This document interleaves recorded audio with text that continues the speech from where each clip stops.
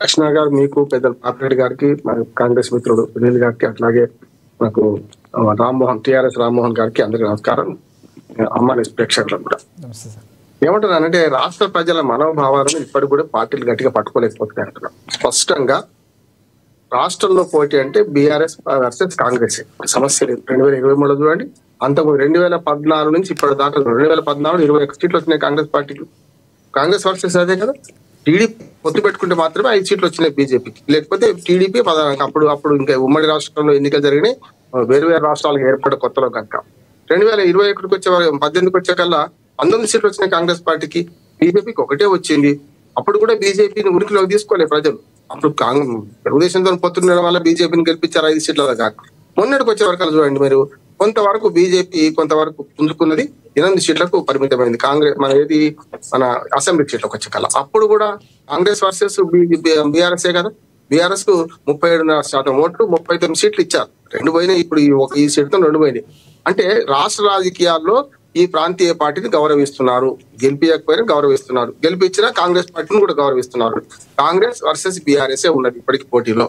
కానీ పార్లమెంట్ ఎన్నికలకు వచ్చే కల్లా 2018 ట్రెండ్ మారింది. 2018లో మీకు కాంగ్రెస్ పార్టీ మన వర్సెస్ బీఆర్ఎస్ మారిన సందర్భం. అప్పుడు బీఆర్ఎస్ ఇప్పుడు ఓడిపోతుంది. అప్పుడు టీఆర్ఎస్ ఉన్నప్పుడు అప్పుడు బీజేపీకి ఏం పెద్దగా ఓట్లు వేయలేదు కదా, ఒకటే ఇచ్చింది కదా అసెంబ్లీకి. అట్లానే ఆ తర్వాత పార్లమెంట్ ఎన్నికలకు వచ్చే వరకు 4 సీట్లు బీజేపీ, 3 సీట్లు మాత్రమే కాంగ్రెస్ 2019 పార్లమెంట్ ఎన్నికల్లో. అంటే పార్లమెంట్ ఎన్నికల్లో 2 జాతీయ పార్టీల మధ్య పోటీ చూస్తున్నారు. అసెంబ్లీ ఎన్నికల్లో ఒక ప్రాంతీయ పార్టీ, ఒక జాతీయ పార్టీకి పోటీ చూస్తున్నారు. ఆ జాతీయ పార్టీగా మీరు మనగలుగుతలేదు, బీజేపీ అవుతలేదు. అందుకనే మొన్నటి ఎన్నికల్లో నేను 2 ఎప్పుడు బలాలు బలహీనతలు స్వాట్ అలాంటివి చేశాను. 3 పార్టీలు చేశాను నేను. స్వాట్ అనాలిసిస్ లో నేను మొదలు ఏమేమి చెప్పినో నిజమైంది. నెంబర్ 1 బీసీ అభ్యర్థి. వీళ్ళకు బలం ఒక బీసీ అభ్యర్థి కాదు, సానుభూతి ఉంది ఆయనకు. దాంతో పాటు ఆయన స్వంత ఓట్లు ఉన్నాయి.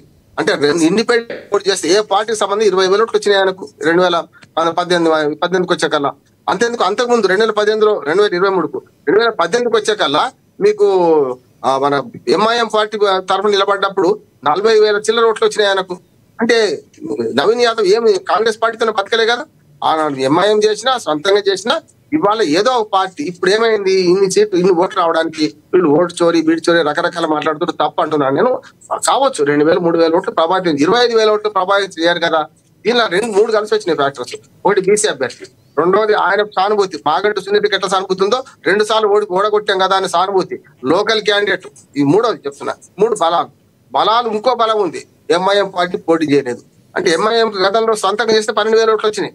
ఇదే ఎంఐఎం సొంతంగా చేసి, బీజేపీ మన బీఆర్ఎస్ సొంతంగా చేసి, అటు పక్కన బీజేపీ సొంతంగా చేస్తే, అన్ని చేస్తే మీకు 12,000 ఓట్లు ఎంఐఎంకి వచ్చినాయి. అంటే వాళ్ళు ఏమైంది, వాళ్ళ బలాలు ఏంటంటే ముస్లింలు బలం 130,000 ఓట్లు బలం ఎవరికి, మన కాంగ్రెస్ పార్టీకి. ముస్లింలే కాంగ్రెస్ ముస్లిం అన్నారు కూడా, ఇటువైపు టర్న్ అయింది. అన్నిటికంటే తన పార్టీలో ఉన్న అసంతృప్తిని, ఇప్పుడేమో నేను బలాలు చెప్పిన, బలాలలో కూడా తన పార్టీలో ఉన్న అసంతృప్తి, అజరుద్దీన్ లాంటి సంతృప్తి పరచడానికి మంత్రి పదవి ఇచ్చిండ్రు. ఇది ఒక ప్రెస్ అంటున్నాను నేను. అది కరెక్టా కాదా, అజరుద్దీన్ మంత్రి పదవి ఇవ్వడం నిలుస్తుందా, నిలవదా, కోదండరామ్ గారు ఎమ్మెల్సీ అవుతారా, అజరుద్దీన్ అవుతారా తర్వాత సంగతి. కానీ ఇవ్వడం ఒక తన పార్టీలో అసంతృప్తిని కప్పుకొని చేసిండ్రు.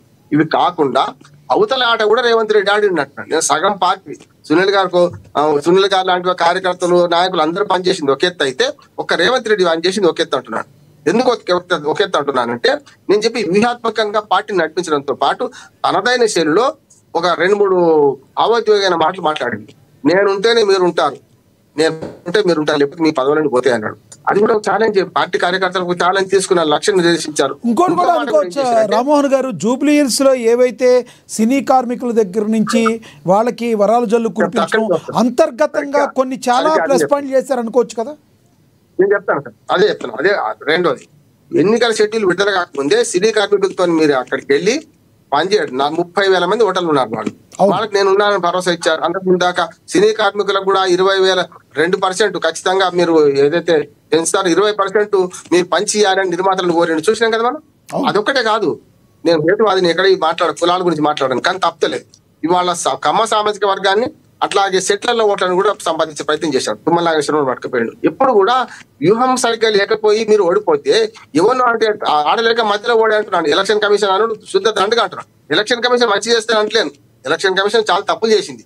కానీ ఆ తప్పులను చూపి మొత్తం మేము ఓడిపోవడానికి ఎలక్షన్ కమిషన్ అంటే ఇప్పుడు అంపైర్ మీద ఆట ఓడిపోయి అంపైర్ మీద ఏడ్చినట్టు ఉంటుంది అంటున్నాడు. అంపైర్ తప్పు చేస్తున్నాడు కాదంటే అది వేరే మాట్లాడుతుంది. కానీ ఇక్కడికి వచ్చేవరకల్లా మీ ఎదుటి వారి మీ సొంత ఓటర్లకు కొల్లగొట్టిండు రేవంత్ రెడ్డి. అది గమనించండి మీరు. కవర్ లేకుండా మీరు ప్రవర్తించడం వల్ల ఈ సొంత ఓట్లు పడగొట్టిండు. కనుక ఈ 4 ఫ్యాక్టర్స్ ఉన్నాయి. ఒకటి సునీల్ యాదవ్ క్యాండిడేట్, 2 అగ్రవర్ణాలు మీ ఇద్దరిని పెట్టింది, 2వది ఆయనకున్న సొంత పలుకుబడి, ఆయన వాళ్ళ తండ్రి అప్పటి నుంచి పలుకుబడి. నేను చాలాసార్లు కోర్టుల గురించి న్యాయవాదిగా కోర్టుల గురించి రాసి ఇటువంటి వాళ్ళు సునీల్ యాదవ్ లాంటి వాటి పెరగడానికి కారణం చట్టబద్ధమైన పాలన లేకపోవడం, చట్టాలు విఫలం కావడం, కోర్టులు విఫలంగా రాసిన వాడిని. కానీ లోకల్ క్యాండిడేట్ అయ్యిండు. ఇది కూడా అంటున్నాను, లోకల్ కూడా పనిచేసింది. మనకు తెల్లాలేసి అందుబాటులో ఉంటాడు.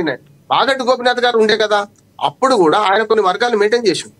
ఆ తెలివి ఇప్పుడు లోకల్ క్యాండిడేట్ లేదు. సునీత గారు పాపం వారసత్వం వచ్చి ఆమెను అనుమానించవద్దు, కానీ లేడీ ఆమె ఏం చేయలేదు. కాబట్టి గోపినాథ్ గారు ఏం చేశారు, ఇటువంటి అన్ని తట్టుకొని నిలబడగలిగిండు. తట్టుకొని నిలబడే స్థానిక నాయకుడు బీఆర్ఎస్ పార్టీ కరువైంది, లేకుండా పోయింది. వీళ్ళందరూ బయట నుంచి వచ్చిన వెళ్ళిపోయింది, అంతే కదా. కానీ ఇక్కడ జరిగింది ఏంటంటే ఈ ఓటు చోరీ అనే దాన్ని కూడా అక్కడ కాంగ్రెస్ పార్టీ ఏమన్నది, ఇక్కడ మన కేటీఆర్ అన్నాడు తప్పు కదా. అంటే మీరు ఆడలేక మధ్యలో కూడా ఎందుకంటారు? గతంలో ఈవీఎంల మీద ఇప్పుడు బ్యాలెట్ కావాలంటుండే కేటీఆర్ గారు. బ్యాలెట్ అంటే నేను 2 సార్లు గెలిచింది కదా మీరు తెలంగాణలో, మీ దొంగ ఓట్లేనా మీ బ్యాలెట్స్? మన మీరు ఈవీఎంలు మోసం చేసినట్టేనా, మరి మీకు సహకరించినట్టేనా అన్నాడు. అట్లానే మీరు 7 ఉప ఎన్నికలు వచ్చినాయి 2014 నుంచి 2023 వరకు లోపల 2 సార్లు అసెంబ్లీ అయితే 7 ఉప ఎన్నికలు వచ్చినాయి. 5 మీరే గెలిచింది కదా, మరి 5 మేనేజ్ చేసినట్ట. 2 ఓడిపోయినాయి, దుబ్బాక హుజురాబాద్ ఓడిపోయిండు. అంత మాత్రాన మొత్తం మేనేజ్ చేసినట్టే కాదు కదా. అంటే ఆనాడు ప్రజల అభిప్రాయం అట్లా ఉన్నది. ఈ ఎన్నిక వారికి ఇంతవరకు చూడండి, జూబ్లీ హిల్స్ ఎన్నికలు రాష్ట్ర ప్రకారంగా రామ్మోహన్ గారు, రాష్ట్ర ప్రకారంగా కాంగ్రెస్ పార్టీ మంచి జోష్లో ఉన్నప్పటికీ పక్కనే ఉన్న బీహార్ లో మళ్ళీ ఎన్డీఏ ప్రభుత్వంకి రావడాన్ని ఎలా చూడాలంటారు? అది క్లుప్తంగా చెప్పండి దాని గురించి. ఖచ్చితంగా లక్ష్మీనాథ్ గారు ఒకదానికి ఒకదాని పోలిక లేదండి. నేను ఎప్పుడు చెప్తా, ఏ ఎన్నిక ఆ ఎన్నిక ప్రత్యేకము. జూబ్లీ హిల్స్ ఇంతగా చూద్దాం. వచ్చే పంచాయతీ ఎన్నికల్లో కాంగ్రెస్ పార్టీ గెలుస్తుందని నేను చెప్తానే అంటున్నా. రేపు మున్సిపల్ కార్పొరేషన్ మున్సిపల్ వచ్చి అది వేరే, ఆ ఎన్నికే ఉంటుంది, దీనికి సంబంధం లేదండి. ఈ ఎన్నికలో బలాబలా చెప్పి దేని వల్ల రేవంత్ రెడ్డి గారు గెలిచింది చెప్పిన, రేవంత్ రెడ్డి కింగ్ మొత్తం గేమ్ చేంజర్ గా మారినని చెప్తా, అంతవరకే. దీన్ని బీహార్ ఎలక్షన్ కి ముడి మోకాడికి బొడగుండు కన్నట్టు బీహార్ ఎన్నికల్లో గ్యారెంటీ ఓడిపోతుంది కూటమని చెప్పిన. ఎందుకు ఓడిపోతే చెప్పిన నేను.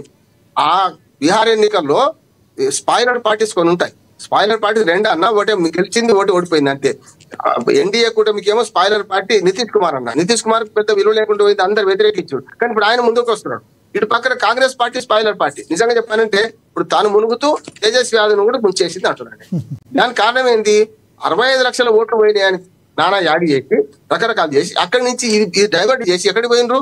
మళ్ళీ హర్యానా ఎన్నిక, గత జల సేతు బంధం హర్యానాలో ఏం జరిగిందో ఏడాది కింద జరిగింది, ఏడాది అర్థం అవుతుంది. ఆ ఎన్నికలు పట్టుకొని మళ్ళీ ఇక్కడ తీసుకొచ్చే తప్పు కదా. అందుకనే వీళ్ళందరూ అన్ని పార్టీలు ద్వంద్వ ప్రమాణాలు పాటిస్తున్నాయి. బీజేపీ ఒకనాడు ఏమంటారు జిఎస్టీ తెస్తా, మన ఏమంటారు బీజేపీ ఒకనాడు జిఎస్టీ తెస్తా అంటే వద్దన్నది, కాంగ్రెస్ తెస్తా అన్నది, వీళ్ళు వద్దన్నారు. ఒకనాడు ఈవీఎంలు వేస్తే వద్దనేది బీజేపీ పార్టీ, తెచ్చినాక నడిపించేది వీళ్ళు. ఆధార్ కార్డు కాంగ్రెస్ పార్టీ తెచ్చింది, వద్దనేది బీజేపీ, నడిపించింది ఎవరు? అదే కాంగ్రెస్ పార్టీ 3 రైతు చట్టాలు తెస్తానని కాంగ్రెస్ పార్టీ, మళ్ళీ ఇప్పుడు బీజేపీ తెస్తే వద్దన్నది వీళ్ళు కదా. 2 జాతీయ పార్టీలు ప్రజల మనోభావాలు గమనించకుండా